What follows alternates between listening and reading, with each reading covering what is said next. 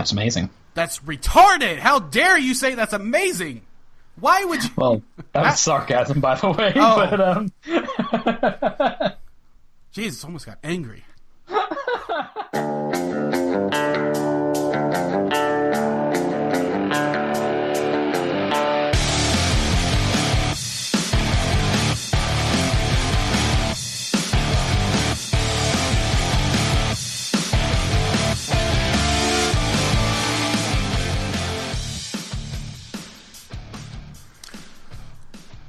Whew, we're finally on.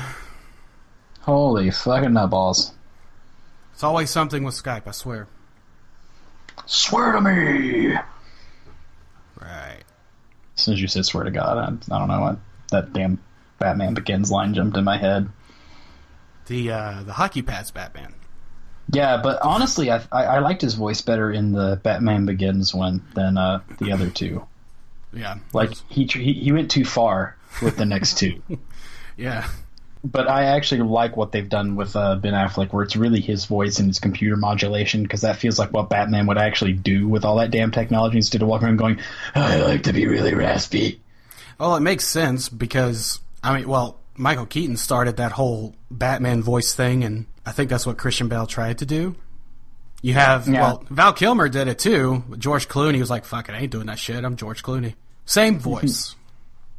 I think the thing that makes the most sense is what they've done with Ben Affleck, which is computer voice modulation, changing his voice. I think that makes more sense than anything else. Makes it super easy on the actor too.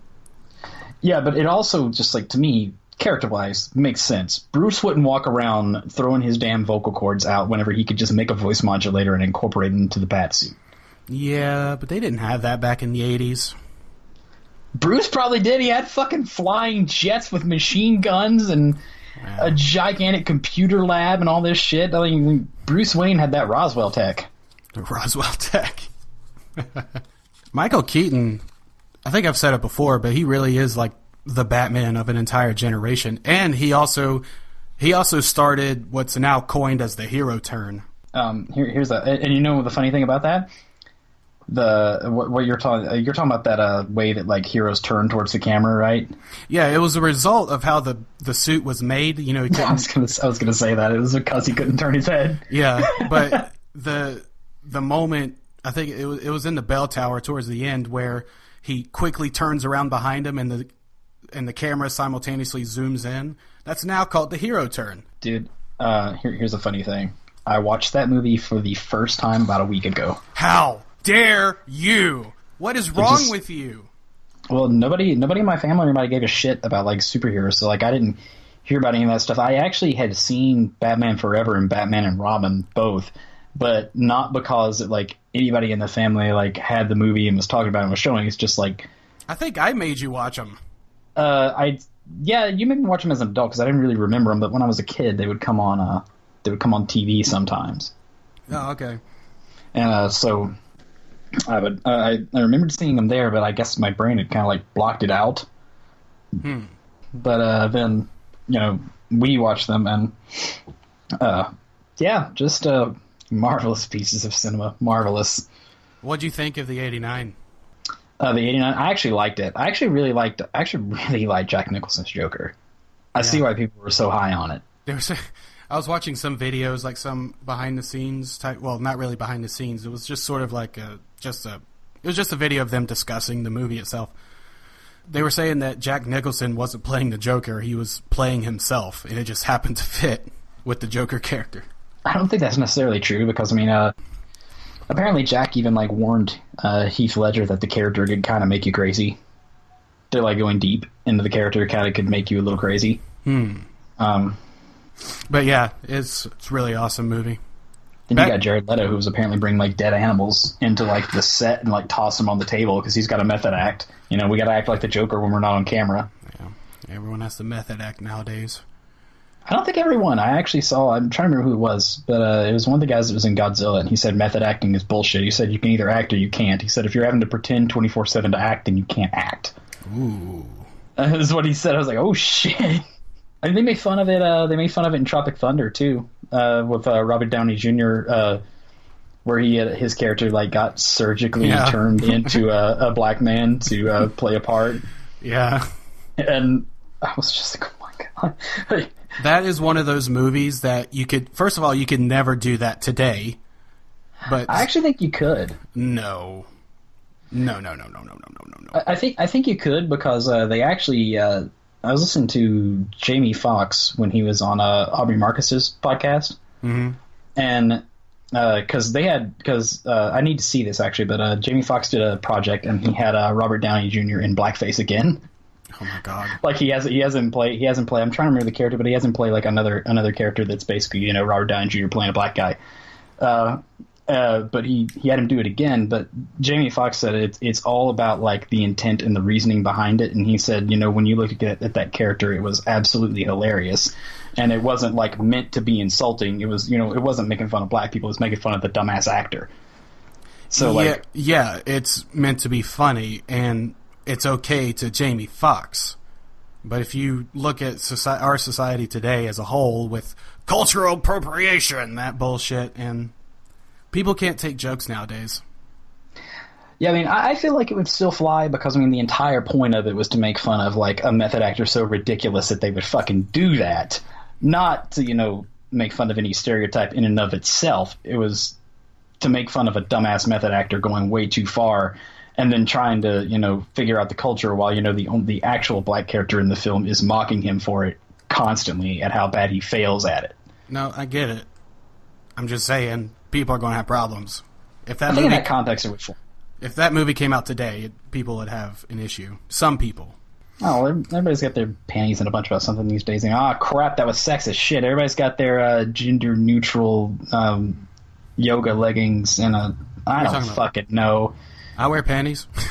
I do too, but silk, man. Who doesn't like silk? Who came up with the term panties? And why is it only for female? Is it because it's E's at the end? Is panties? I have no idea. I don't know. I do not know the etymology of the terminology for underwear. I got some panties on. Yeah, guys like, I got my underwear. Some boxer briefs. Well, actually, I was about to say that. Why the fuck, whenever you're wearing shorts under your pants, because that's what boxers are. They're fucking shorts. Yeah. Why are they boxers? With a pee hole, so you can take it out. Yeah, it's literally shorts with a hole in it. So why are they suddenly boxers? Because boxers, I don't know. I don't know. And then you've got briefs, which who the fuck wears that? That has got to be the most uncomfortable thing on the planet. Well, every dude did back in the 60s and 70s. Did they even have boxers or boxer briefs back then? Probably. I wonder. Your choices were probably briefs or commando. And I think the only real choice there is commando. Nah, I can't do commando. Dude, before I wear briefs, I'm going commando. Oh, no. No. Just too restrictive. By the way, what a fantastic start to this episode. Thank you, everyone, for joining us. We're back again with another episode of Theory of Anything. This is the kind of random shit that happens when we've already been talking for an hour and a half because Skype won't let us start a podcast. Yeah, instead of getting our conversation recorded, we've been on the phone just shooting the shit, talking about random shit. Anyway, trying to get this shit to work. So I've noticed on social media you've been a little on edge, a little. What's the word? Something's been grinding your gears. Oh, are you talking about my kind of fuck the right wing shit that's going on? Yeah. Yeah. First of all, I need to cool with that because I'm pissing myself off way too much. Well, you're not going overboard, but you're definitely not one of those kinds of people that posts constantly throughout the day. You usually only post things when you actually have something to say about it. But this week has been he posted another thing and he's still mad. Shit. Well, it's it's every time I look up, there's some other shit that I'm like, what the fuck? You're doing that too? Like what? The one I think you're probably referring to right off the bat is the one yesterday when I posted "Eat a Dick, Paul" to Paul Ryan's little tweet about how much that tax plan is going to help the middle class. Oh yeah, that thing. But that thing, middle class. He said He said the example he gave, if I remember correctly, was whatever hypothetical name he used, making $30,000 a year. Yeah, it was a single mom making $30,000 a year, which actually is slightly above the poverty line, but really? Not. Yeah, dude, you can't do shit with $30,000. If I remember, the poverty line is like 27,000. I think that's ridiculous. That's nothing, by the way. That's nothing in terms of like real money. That's piss. It's nothing. Yeah, $30,000 a year, and be considered middle class. That's, dude. Yeah, I mean, break that down. Like a lot of places in this country, you know, if you're renting a place, you're talking at least $500 a month. So you're talking $6,000 a year. That's before you even get into utilities. Not here in Atlanta, dude. I'm talking like if you're talking, I'm talking like cheapest it can be. Slums, 1 bedroom by yourself. I'm talking cheap as it gets, and then you look at, you know, how much of that person's income. So right there, $6,000, there's 20% of her income, boom, gone. On a person with $30,000 a year, then, you know, they've got to insure a kid, because the person, his example, is a single mother, and, you know, they're getting rid of the individual mandate, which is going to raise insurance prices, because people have this like crazy thing that the individual mandate is why their insurance prices went up. The reason their insurance prices went up is that along with Obamacare came some actually, I don't even want to call it that, the Affordable Care Act, because for whatever reason everybody loves to call it Obamacare, but along with that came... Isn't that what it is? That's the name everybody gave it, because it was supposed to be kind of like where the right wing kind of named it that, because it was supposed to be a little bit of a slap back at them for when they called Ronald Reagan's tax plan Reaganomics. Reaganomics. So, Reaganomics, Obamacare. You know, basically it's supposed to be like, oh, this is just this guy's idea. But it really wasn't this guy's idea. It was actually based on initially a Republican plan that was put through by Mitt Romney in his state. It was actually a bipartisan plan where it came from, and it was a bipartisan. It was written as a bipartisan plan, then put through like it was left wing whenever it was on the national stage. Okay. So I mean, it was modeled off of a state healthcare bill that already existed. But anyways, that's getting too far down. But anyway, that's why everybody calls it Obamacare. Okay. But along with the individual mandate came certain mandatory minimums for insurance companies to cover certain things. They lost the ability to not cover you for a pre-existing condition. They, certain things were improved about the basic bare minimum that health insurance could provide. That's why your insurance price went up. Not because of the individual mandate. Not because that the ACA made everybody buy insurance. The reason your prices didn't go through the roof is because the ACA put in the individual mandate, where that you had everybody had to be in the pool, which you've probably heard this before, but the basic idea is to put people like me, healthy people who don't use their insurance very much. I've had it just in case long before the Affordable Care Act. I had it like since I was 20 through my job, just in case I was ever injured or sick, because you never know what the hell might happen. But it was to put healthy people, young people like us, and healthy people who don't feel like they need insurance into the pool, paying into the companies so that it would drive the cost down for the people who needed insurance in this country. Makes sense to me. It's not a perfect plan. There are improvements that need to be made, and Obama himself acknowledged that throughout his entire administration, that there were improvements that need to be made. Right. But the Republicans kind of just want to throw the whole thing on the pyre and toss 17 million Americans back into being uninsured, which guess what happens to uninsured Americans? They go on Medicaid, which uses government money, which is exactly what the Republicans say they're trying to prevent. Yeah. What is that? What was that outrageous number that I saw on a different post that you made saying that basically rich people are getting tax breaks? How much was that? I don't remember the percent. But it wasn't a percentage, it was an amount. I want to say it was like 1-point-something trillion in tax returns. Oh, that's what it will add to the deficit over the next 10 years. Oh, Jesus Christ. Yeah, that's what that alone, not our interest, not any other spending we do, that's what that tax break alone will add to the deficit over the next 10 years. See, I'm certifiably retarded when it comes to this type of topic. So what does that mean exactly? Why are they getting a tax break?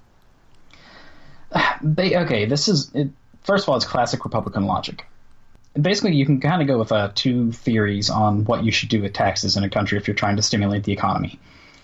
You've got what's called trickle-down economics, as Reagan coined the term, which is the idea that if you cut taxes on the very wealthy and on corporations and business, that they will then use that money to expand their business, grow their business in the economy, and create more jobs, thus putting money in the pocket of the middle and lower classes. That this will build building a strong upper class trickles down to a strong middle and lower class, which, to use an analogy that I love, the idea is that if you want to feed the birds, you first feed the horses. And then after the horses shit it, the birds can pick through what's left. Oh, wow. The other idea is what's known as pump priming, which is where you put tax breaks on things that encourage people to start small businesses, that encourage people to get educations, which one of the things they just did away with this tax code is you will no longer be able to, if a college waives your tuition, you have to declare it as income. You have to pay tax. Like say you're a grad student, your tuition is going to be $25,000. I'm just pissing out a number there. I don't know how much grad student tuition is. Okay. I'm guessing it's more than that at a lot of kind of colleges that you'd be doing graduate programs at. But say your tuition is $25,000. If they waive your tuition because you're a graduate student, and they're wanting to help you get through the program, they waive your tuition, that counts as income now. You have to pay taxes on the money that you didn't have to pay them. So that's the complete opposite direction towards free education. Am I right? Absolutely, and that's the crazy thing. This thing is going to add $1.3 trillion to the deficit. We were told that a plan that would have costed around $250 billion for free education and free pre-K care in this country, for free college education and free pre-kindergarten care, would be too expensive.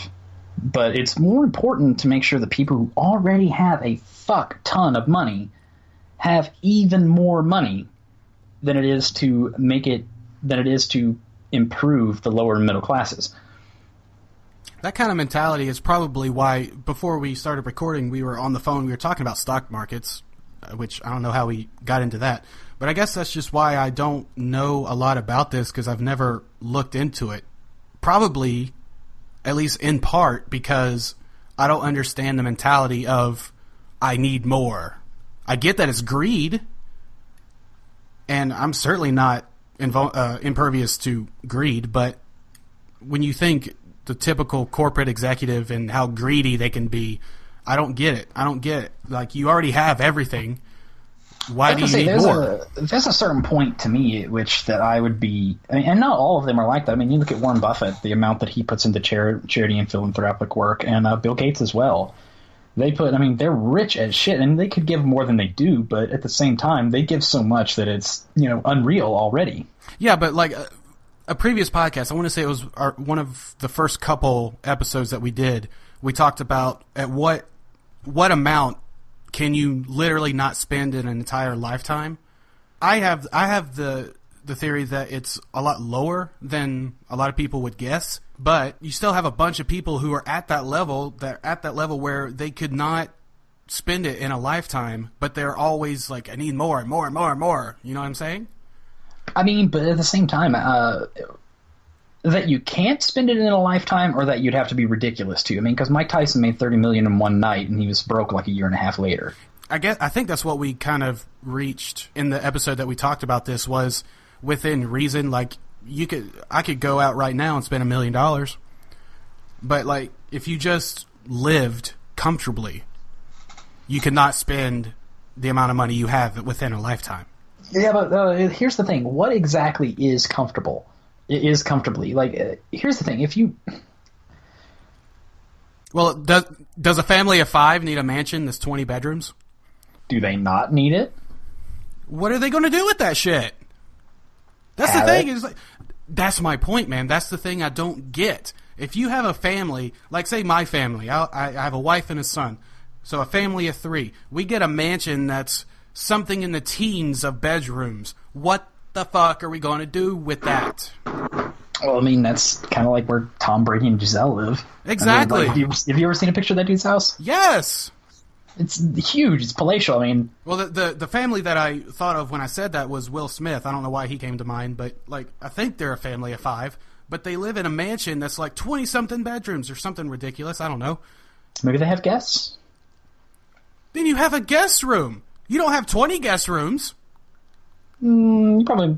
20 bedrooms, 4 kitchens. I could see capping it at 3 or 4 guest rooms. Oh, fuck, man.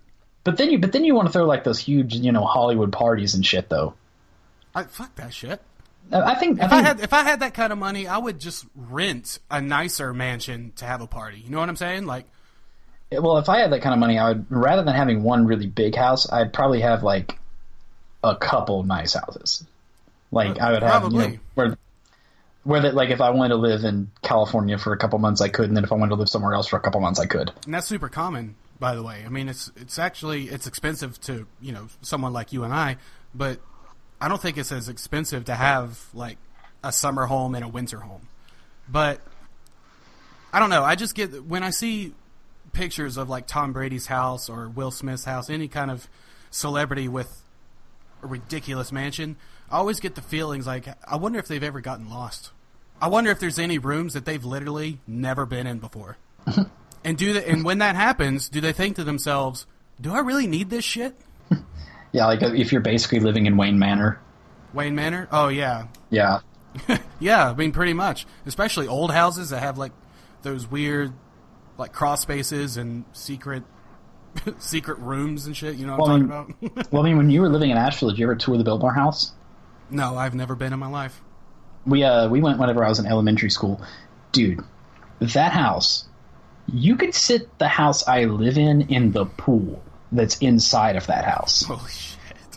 The pool is massive. I need it. It's empty. I need it. It's empty now. But I mean, literally, I looked at that and I was like, okay, I'll never say this pool is too big, because that's one of the things, like, if I was super rich, that's one of the things I'd want is a big ass pool. But do you need one as big as the house that you live in now?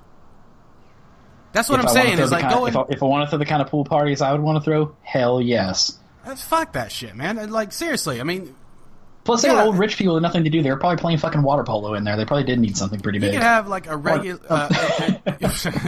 you could have, like, an Olympics regulation pool.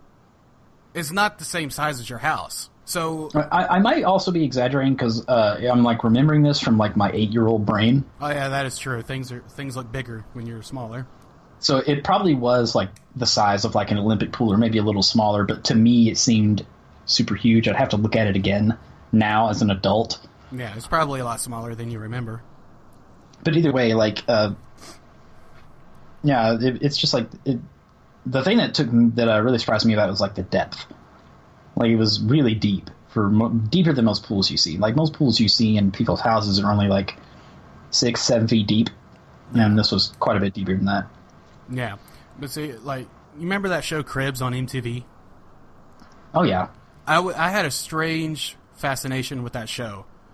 I watched it. I watched every episode that I could, but I hated that I watched it. Because I guess I've always thought this, like, okay, you're worth millions and millions of dollars, fine, but do you really need all of that? It's one of those things where, like, if you can have it, you're probably going to get it. Why? Why do you need a solid gold toilet?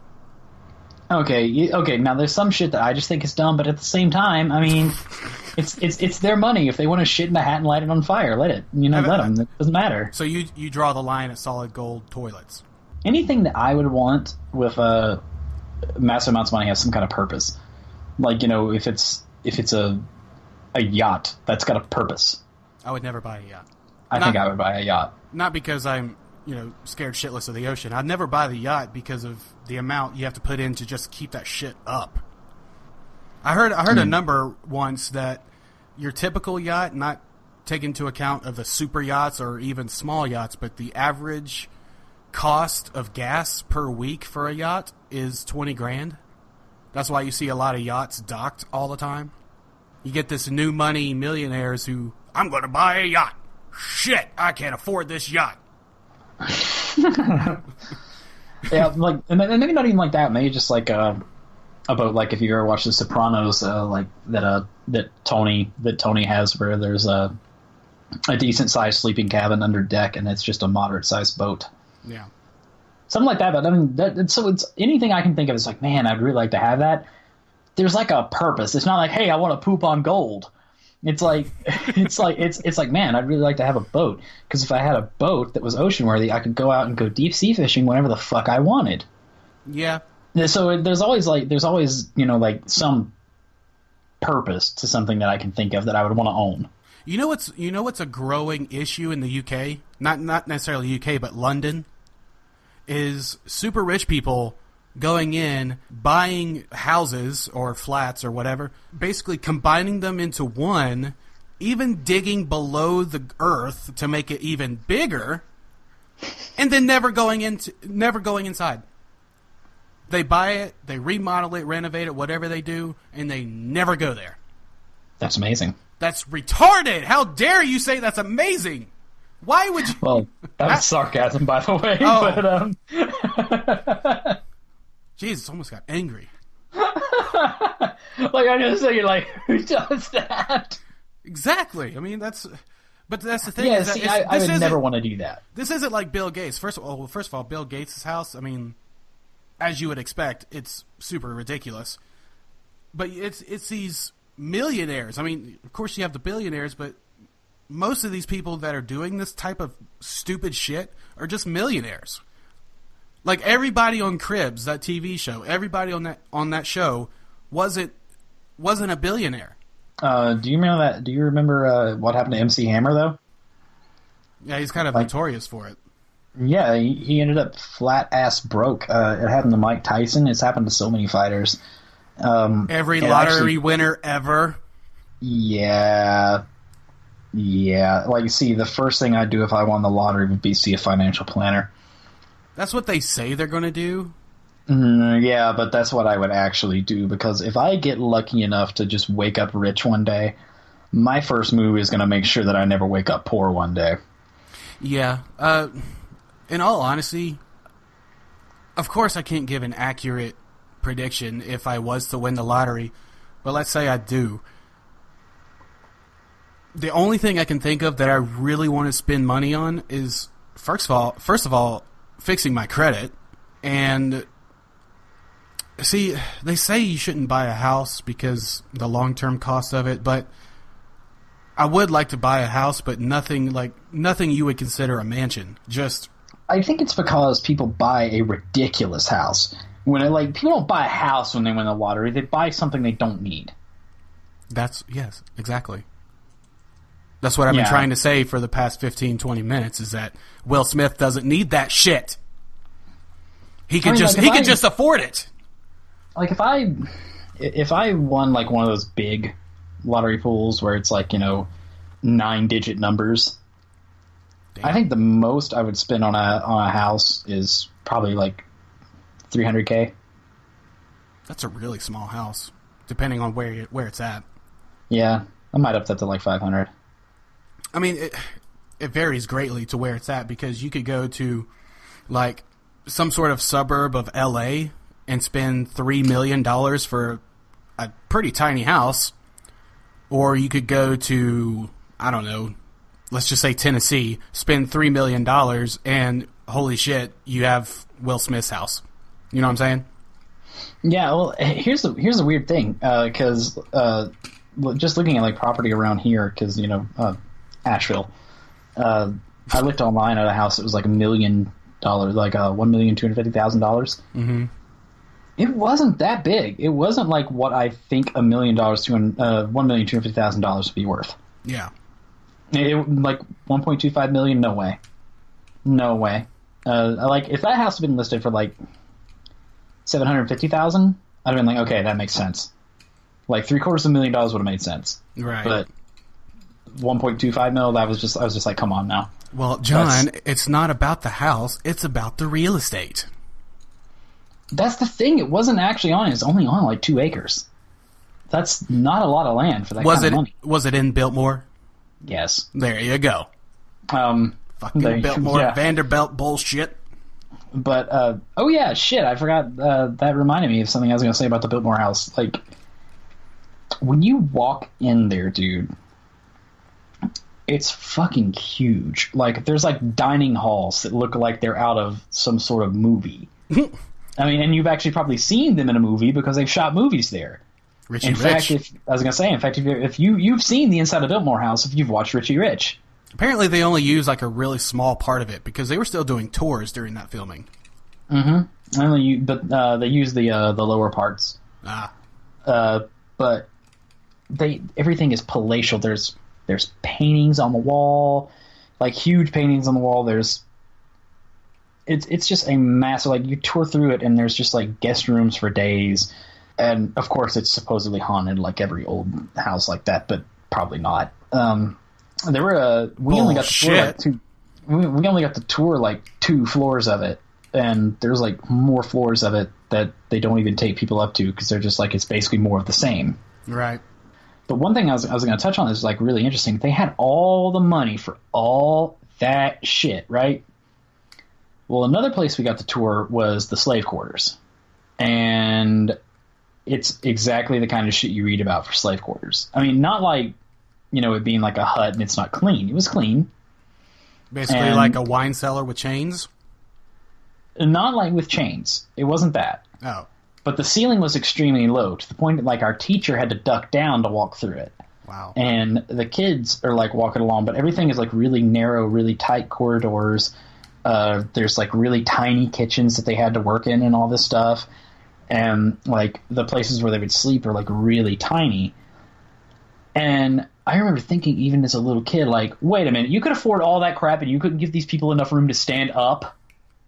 Like, I mean, that's just like a blatant middle finger. Like, I mean, they're already slaves. You could give them enough room to stand up, for fuck's sake.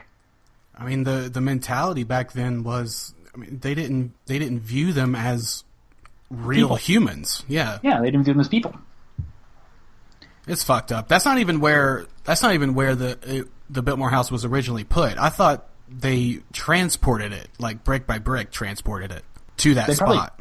They probably did. I don't know that part of the history. They probably did, like including the slave quarters, but I don't know. All I know is it's very much what you read about. It was just, and I remember it being kind of shocking as a kid, just like that you would give a human being so little space to live in.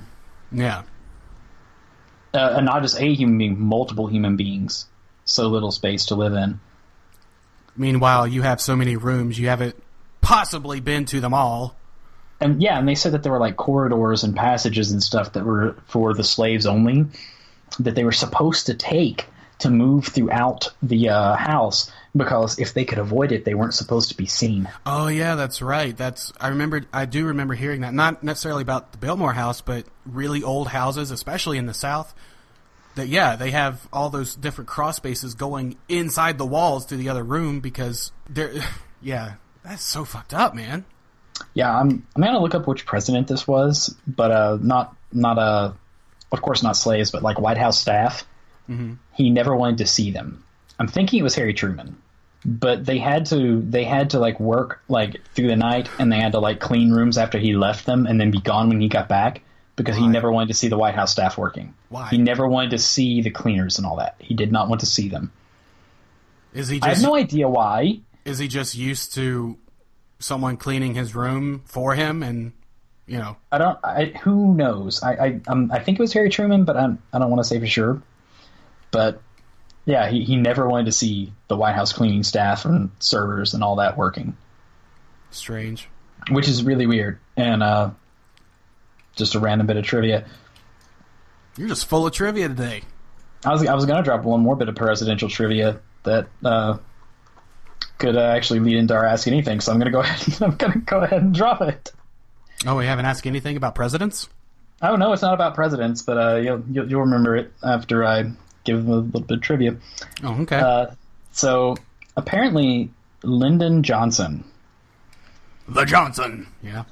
Would speak to his chief of staff and White House aides On the toilet, yeah. On the toilet. What the fuck? He would not stop working long enough. He would, with the bathroom door open, he would make them come over and talk to them while he's dropping dudes. Press conferences, right? Like full-on press, right? I didn't know he actually did press conferences. I thought it was just the White House staff that he did this to. I know. I could have sworn I heard that he would actually have press conference. Of course, this is back before press had, like, video feeds and stuff. This was, like, newspaper press. But, yeah, that he would have press conferences while he's taking a shit. That's crazy. He also talked about his apparently huge dick all the time. Apparently he liked flashing people. Yeah. And was almost inadvertently killed by Secret Service one night because he was wandering the White House lawn drunk. Well, that's super smart. Yeah, he's just like, well, it's my lawn. I'm going to take a stroll as president. But the Secret Service, he didn't tell the Secret Service he was doing it first. Like, if he tells them that, they'll walk around, they'll keep their distance from him, but they'll, walk around and make sure he's not alone and that he doesn't, get hurt or anything. But he didn't tell them. He apparently just walked out the front door, just like, or whatever door, probably some door that he knew wasn't manned. That literally has, huh? And got a gun pulled on him by one of his own Secret Service agents. Wow. And he told him just like, put that fucking gun down. Like, just walked on by him. What a character. I'm just picturing it, and it cracks me up. Being president has to be the shittiest job ever. It really does. Well, shit. Nixon got drunk and ordered a nuclear strike on Russia, and if it wasn't for a couple White House aides calling the generals and telling them that Nixon was drunk and to hold the order, it would have happened. I never knew that. That is scary as shit. Yeah, Richard Nixon got drunk, nearly ended the world. What is it about the presidents around that era that seem to be total morons? Don't know. But going back to Lyndon Johnson. Okay. And his dropping of deuces. You're gonna have to inform me a little bit further on this. Apparently the question is, have you heard of a VI poo and would you use one? What the fuck is a VI poo? Okay. First of all, let's watch. They have a commercial for this, so let's watch the commercial. Hold on. Okay. From what I understand, it was something that would ruin Lyndon Johnson's fun. Okay, so while we're waiting for it to load, it's basically... Have you ever heard of poopery? No. Okay. In a nutshell, it's essentially fragrance... A fragrant that you spray that's... I can't say the word. Specifically intended for when you take a shit. Now, the thing about VI poo... By the way, thank you for sending us that question. The thing is that, from what I gather here, it's a pre-poo spray, meaning that you spray it in the bowl before you take a shit, and it keeps all the nasty smells in the bowl. So let's go ahead and watch the commercial. Okay.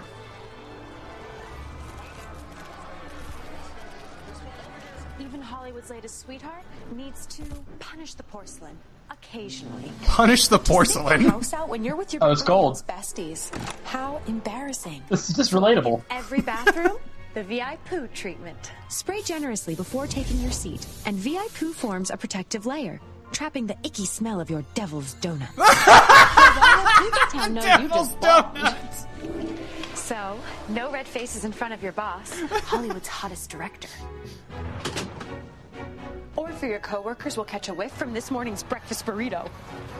What the fuck? And VI poo is guaranteed odor-free, so I can poopulate anywhere with complete confidence. In you go, honey pie, all hunky-dory.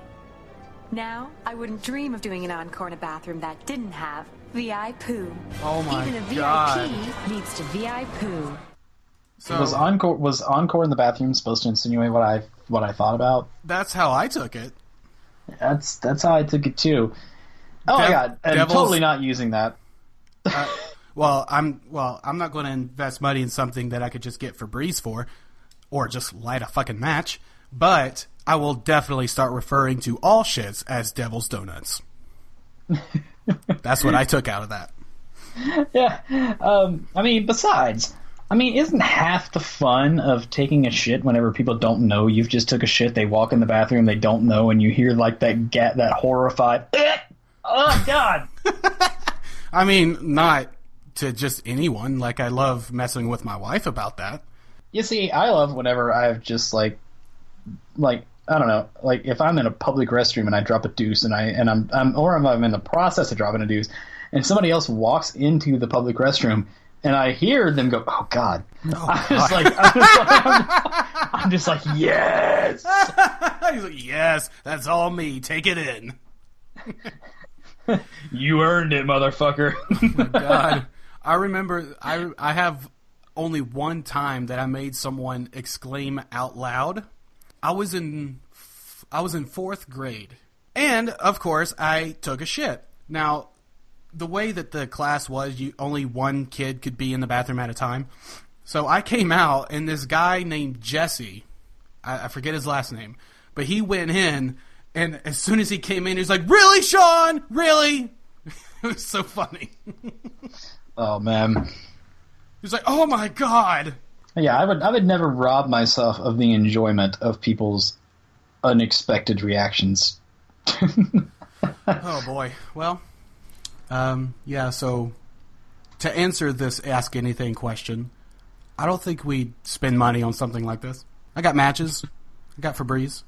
I mean, I might use it if it was one of those things where, like, I had, like, a really high-level job interview, and I was worried that if somebody walked in there right after that, they'd be like, "No, we're not hiring him. Guy's got way too much protein in his diet." Like, that'd be a shitty reason to not hire someone. Shitty, you punning motherfucker. That was unintended. God damn it! I hate puns. Stupid. All right, well, there's that. Oh yeah, did you you saw Trump's speech about Jerusalem, right? I didn't. I heard about it and refused to watch it. Like I got the bullet points. Well, it's worth a watch just because of him fucking up United States. Oh wait, he fucked up saying United States? Yeah, apparently, I didn't listen to the whole thing. It was just a clip that I saw, which we could actually pull up if you want, but anyone could, it's all over the place right now. You could look it up yourself. But at the end, apparently he was getting like dry mouth or cotton mouth, and he started to slur some of the words he was saying. And at the end, he said, let me try to remember, he said, "God bless you, God bless Israel, God bless Palestine, and God bless the United States." States. United States. States. And I guess he was afraid to drink water on camera again after what happened last time. That's what I said. I was telling my mom, she was like, apparently he got dry mouth. I was like, well, he's probably afraid to drink water ever again in front of a camera. You can always try not drinking water like an alien. Oh my God! What is this strange substance? It is delicious and moisturizing. Who pushed out his lips with both hands. It looks like he was blowing on it like it was hot. It was like... A little bit, yeah. But anyways, I got the bullet points of the whole thing, and it's really fucking stupid. But well, I mean, what, just like you were telling me the other day, we were texting about it a few days ago. I mean, just like you said, Jerusalem has already been considered the capital for a long while, right? Jerusalem is considered the capital of Israel by our law and has been for over 20 years. Right. Here's the thing. By the way, before you start, why do we get to decide what other countries' capitals are? Okay, there's a whole thing here. Israel wants Jerusalem to be their capital. But Palestinians don't? It's in Palestinian land. It's in Jerusalem is part of the disputed land. Right. Jerusalem is a really interesting city. You've got the Dome of the Rock, the site where Jesus supposedly ascended to heaven. Okay. Which the Dome of the Rock, the Dome of the Rock is not the site Jesus supposedly.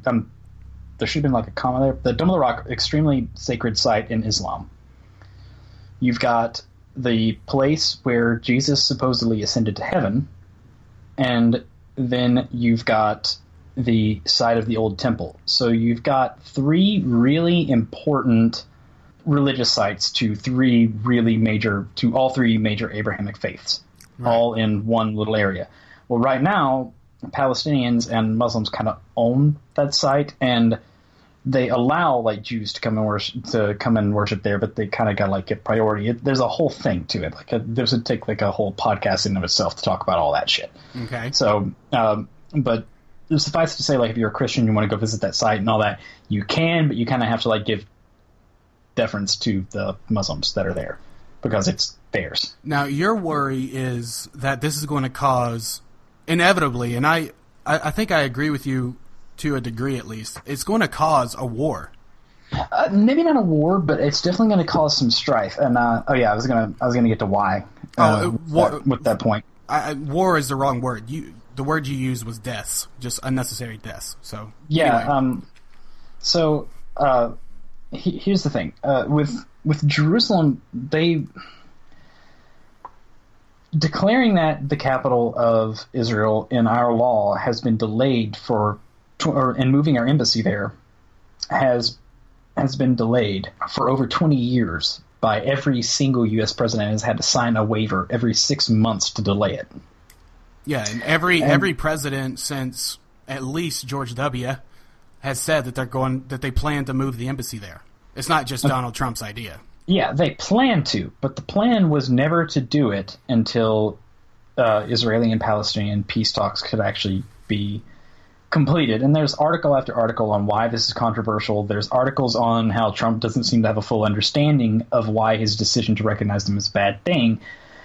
But here's the big kicker. That's a middle finger to the entire Arab world. Right. That is a sacred site to them. That is... you have to look at like why the Jewish state exists there to begin with. That's us. We plopped them down there after World War II and said, hey, this is now Jewish land. Palestine was already a country that already owned all of this. That's why they're upset. This was their land. It sparked off an entire controversy throughout the entire Islamic world. And, I mean, I could be a dick and get into, how I think, this is all nonsense that we're even having to argue about all this shit because it's really just land and rights and religion. But if anyone's listened to any of our previous episodes, they surely know that it's a given that we think this is all completely stupid in terms of why it's an issue. But if you discard the religious rights and all that, you have basically people's land being taken away, things that they think are theirs that are disputed. I mean, why do we give a shit about that? That's how we got in this country, boy. Well, yeah, but well, I guess that's why we're trying to help another country do it now. Weird. But it's this big thing where, I mean, we all know the whole Jewish-Muslim tension thing. That's kind of never going away. It's never gone away. But we could see serious deaths arise from this because that is outraging the Arab world. Mm-hmm. And so it's even outraging our allies, which one of the things I really hope doesn't happen is usually whenever our allies are irritated with us that are in the Arab world, they usually hike up the prices of oil and make everyone pay for it in this country that way. Which is great because that would mean Donald Trump's ignorance takes more money out of the pockets of regular ass people who had jack diddly shit to do with this. That's throughout history, though. As soon as just to cut you off just for a second, I have the impression that ever since this country discovered how much money they can make with World War II, World War I, World War II, it's almost like they're not really hesitant to go into war because war makes money. War costs money too, but you make a lot more back.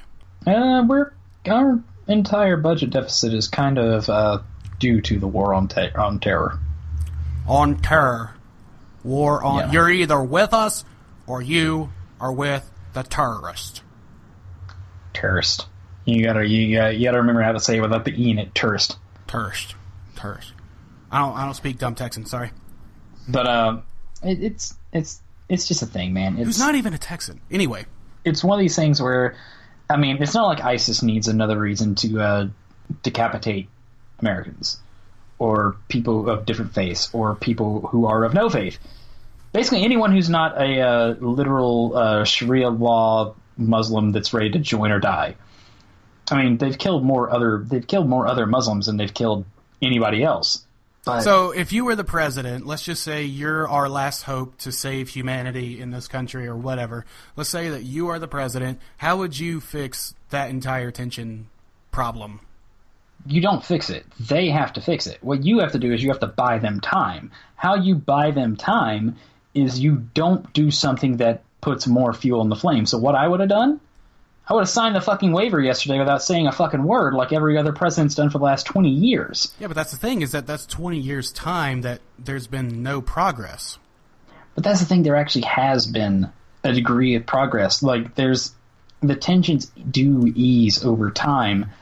It's not going to happen overnight, especially something as intense as that. I mean, the most progress we ever saw in that region was actually under Bill Clinton. He actually managed to get them to at least stop warring with each other. Yeah, but what I mean is that they're still going to always disagree. They're still going to always, to some degree, hate each other, just based on their beliefs. You see, I think that might die out with time if you could find a way to encourage a bit more of, I guess, the moderate side of both faiths, and then they might start to figure out that they're just people. But that takes a lot of time, and when it comes to stuff like that, you have to buy time, and there's not a finite amount of time that you have to buy. If you don't, you're gonna light the region on fire, and that region that puts a second region that was already a tinderbox closer to igniting. At the same time that we've got the Pacific heating up with all the shit that's going on in North Korea. We now have two major regions both heating up. It's a pretty scary situation with massive military buildup everywhere. It mirrors historically the precursors to World War II. Right. I mean, the famous quote, we don't know what weapons they'll fight World War III with, but we know what weapons World War IV will be fought with. Sticks and stones. I think that quote, just like a lot of his quotes, gets a lot of weight because it's Einstein who said it. Mm-hmm. He has a lot of quotes about stuff that he knew nothing about, but because he said something about it, it's like, oh, it must be true. Well, I mean, I understand what his point was basically that if the world ever used these weapons, we'd put ourselves back in the Stone Age. I mean, dude, they thought World War I was the end of the world. They thought World War II was the end of the world. I mean, it's a reoccurring idea. It's okay. The big thing here is just that if it actually boils over to the point of the use of nuclear weapons, if that's what's coming down the line, that really is a true no turning back point. I mean, Maybe. nuclear winter is no joke. Yeah, it's definitely on a scale that we probably can't even imagine. It would mirror the like, as in Revelations, the world being baptized in fire. It would mirror that. It would set the world ablaze. Not literally the entire world on fire, but you're talking about whole regions of the world on fire, irradiated, destroyed, uninhabitable. I mean, it would be destruction on a scale that really has never been understood in our entire recorded history. It would be the kind of apocalyptical thing that's written about in, well, not just actually the Bible, but multiple religions have written about, horrible apocalyptic, catastrophic events, and it would be an extinction level event. Yeah, but I don't know. I don't think that'd be the end of humanity, even if it did happen. No, the people in the bunkers get to live. Right. Have you seen... fuck, I actually forgot to share that with you, and I don't know where to find it again, but... God damn it.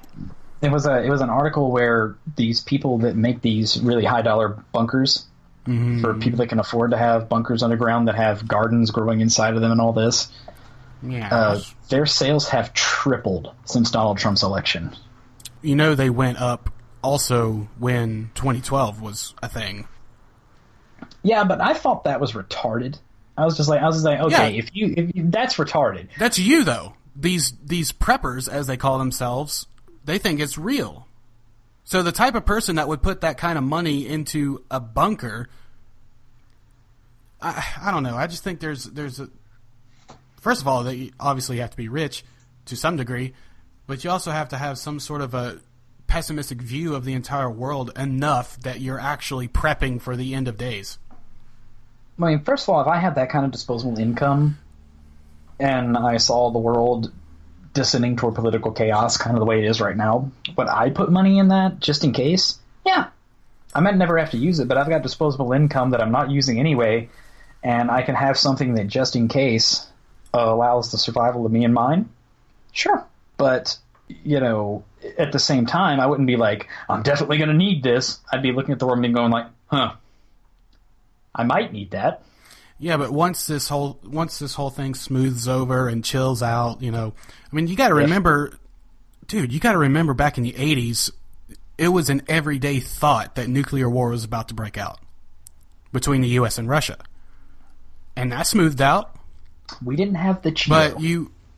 But okay, but what I was getting to is that now these people who spent all of this money for this bunker that isn't guaranteed to work, by the way. It's not like they're testing these things. Now you have this thing laying around with nothing to do with it. You have 50 years worth of canned green beans that you can't do anything with. You know. I just think, I mean, you could... This may not be the right way to think about it, but if the worst comes to pass and the shit does hit the fan with North Korea or Russia or whoever, I don't want to stick around for it anyway. I have this thing, I mean, it's sort of just a joke thing that I do, but anytime if I see anything that's like really stupid, like, you know, someone winning the lottery and buying a mansion or whatever, I have this thing that I say, give me the button.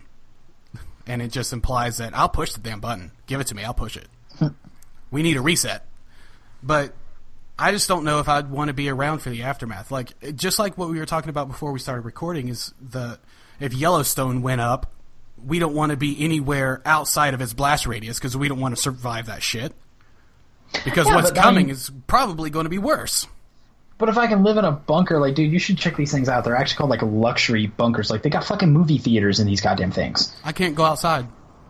And, yeah, but you're still alive. You get to, like, chill for some years, and then I maybe am it's okay trapped again. underground for probably centuries. My children's children are going to grow up and die in that damn thing because of the nuclear fallout.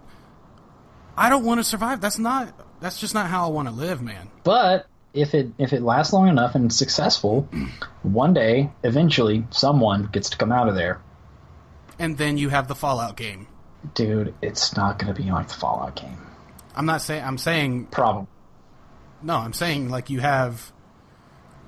I mean, you're going to emerge however many centuries later to a wasteland, to ruins everywhere, and now you have to, after centuries of hiding underground to wait for the radiation to clear enough to come out.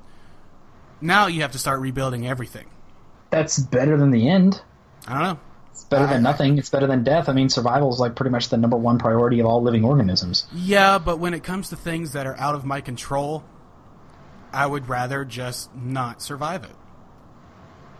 You say that, but I promise you, if you knew somebody that had one of those things, and you know and you were close enough to it, that you could go there, and they were like, okay, we've got 20 minutes until missile impact.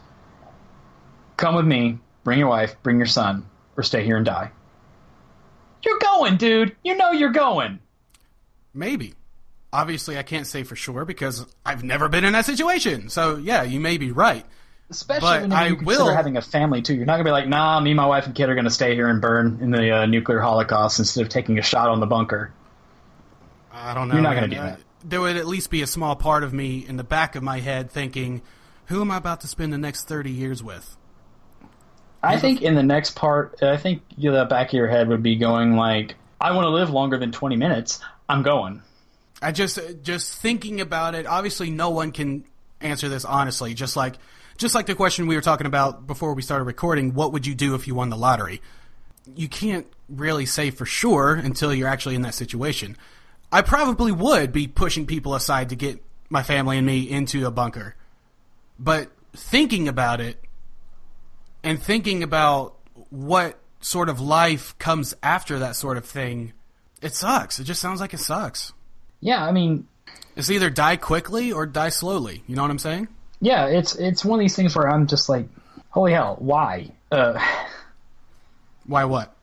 Why would we go this close to where people are even having to think about this? I could tell you're reading something. Yeah, I was. But at the same time, like, it's just got something flashed across. But that's the downside of if we use social media to share videos.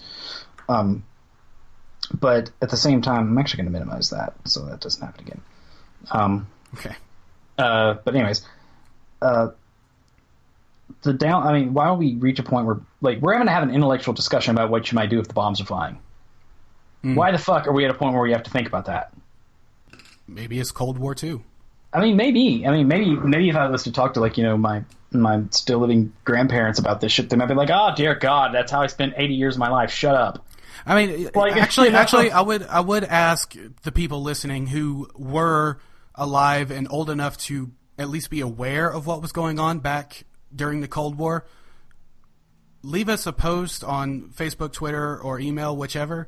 Let us know what was it like going through each day like that. Like, is it kind of like what it is today, or is it different?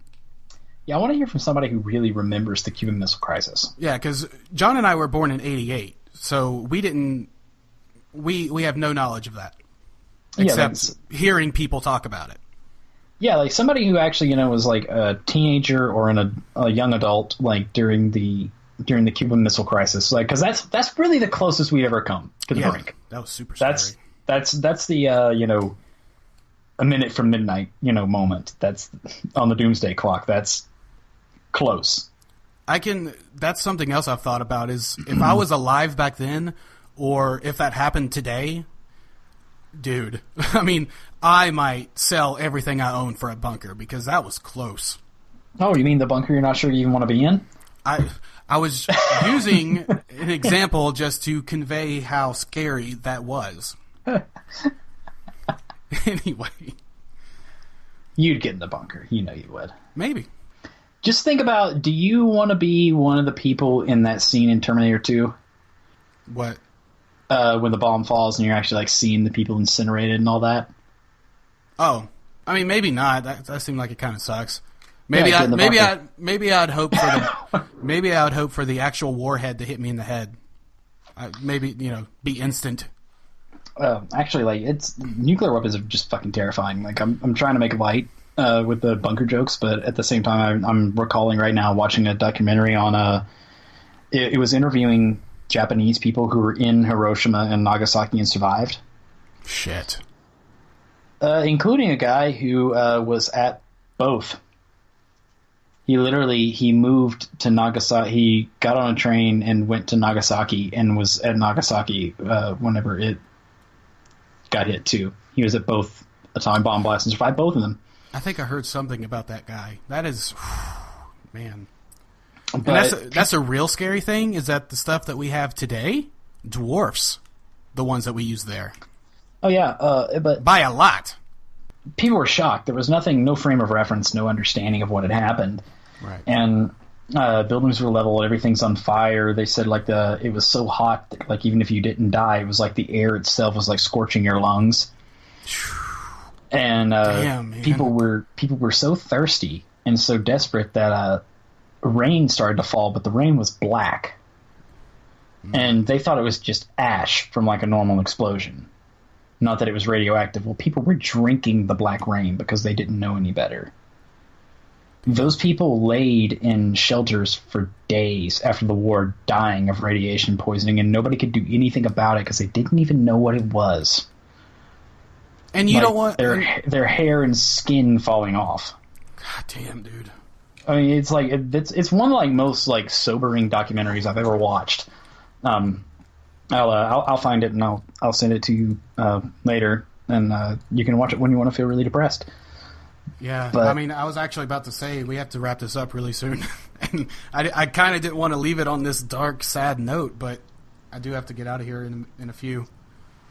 Yeah, and that's just a really it's pretty much the most horrific thing we've ever birthed into the world, mankind, and I hope we are not the catalyst of our own demise. I mean, that's the thing I've actually spent way too much time thinking about lately, but more time than I should, because, I mean, what the fuck am I going to do about it? What's your opinion on that whole thing with Mars? Like, it's potentially, that's how it became how it is today, was through some sort of ancient nuclear war of some kind. No.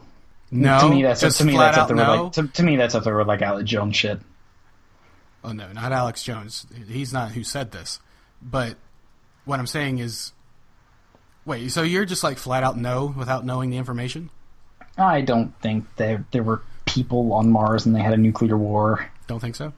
I mean, if there were, science is going to find some fossils, so... I mean, maybe. We just started looking around in Mars, and you really think NASA's going to release everything to the public right away? Not everything, but I mean, if they find some fossils, that'll be a big thing. But they probably already have. I mean, there's like some crazy mystic traditions that think that we came from Mars, right? Yeah. I mean, not necessarily Mars, but space in general, yeah. Oh, there's actually an entire tradition that thinks that we came from a failed Martian society and fled it because that the climate and the planet was destroyed and we fled to Earth. Uh-huh. There's also... because the two planets were once alike. Yeah. Yeah, so, I mean, that to me, like, that starts to jive toward that end of stuff, and I'm like, I just don't know enough to actually have a deep conversation about it, but it is interesting to think about, like, if that's the potential outcome of a global nuclear war, like, that's scary as fuck, man. Yeah, I mean, I don't know if it would be like that, because I'm of the opinion that something would survive. I mean, shit, it wouldn't kill the cockroaches. It wouldn't kill the scorpions either. Of course, like with anything involving barren wastelands like the moon and Mars, it's all underground. They can't survive on the surface, so they're all underground. Except hollow moon theory. Except like cockroaches and scorpions totally could. Like some of the stuff we have on this planet could totally survive a nuclear holocaust. On this planet, but not on that planet. I mean, it's one of these things where like I've got like a tricky view of this. I think like maybe evolution is cyclical, and I don't think it has to be. I think it can be infinitely progressive as long as something doesn't fuck it up. And I think we are the thing that might fuck it up. I hope we're not. I really hope we're not, because I mean I've been walking around. I've literally said humanity is a virus to people like 3 days in a row, and I'm trying not to say it again today. Oh, how cheerful of you! But super positive guy, that one. At the same time, I'm like, if you looked at the Earth like it was a living organism, what are we? We're the goddamn tumor. I like to say that we're just fleas. We just annoy the Earth slightly until it scratches us off. Man, that reminded me of that George Carlin joke. Guys, don't worry about the planet. We don't have to save the planet. The planet's going to be fine.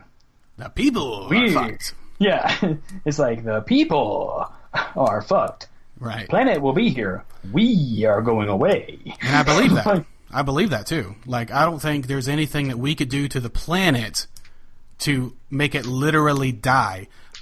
I think we could definitely change the planet to where we can't survive on it anymore. Yeah. I mean, it's one of those things where, like, uninhabitable really means uninhabitable. To us. To us. Right. As long as we don't destroy,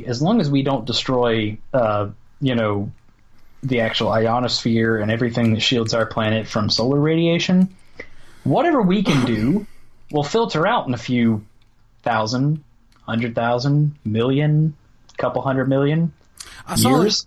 As far as geologic time, that shit will filter out.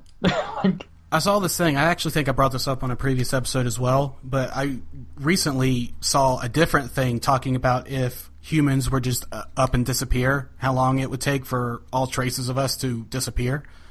And it was actually a lot lower than I thought it would be.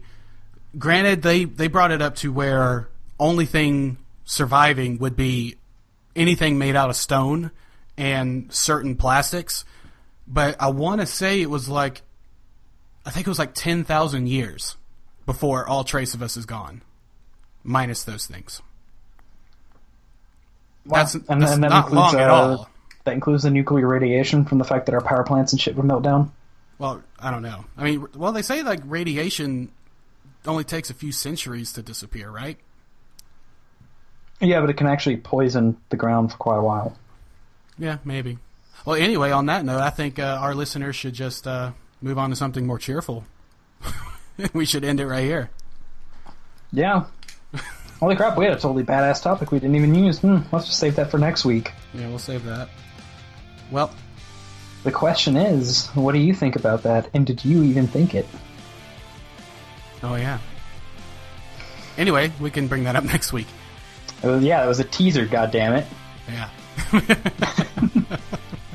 Anyway, thank you all for listening. Thank you for the question. Keep the questions coming in. You can send those in at facebook.com/theoryofanythingpodcast, our Twitter at ToA podcast, or our email, which is theoryofanythingpodcast@gmail.com. What a depressing week, Jonathan. Let's try again next week. And everybody remember to freshen up your poo with VI Poo. Yeah. Buy VI Poo. They don't sponsor us, but buy it. Nope. What if we were sponsored by VI Poo? Would we take it? Well, they probably wouldn't sponsor us after I said that I want everybody to smell my poo. So. All right, guys. Thanks for listening. My name is Sean. I'm John. Later, guys. Thanks.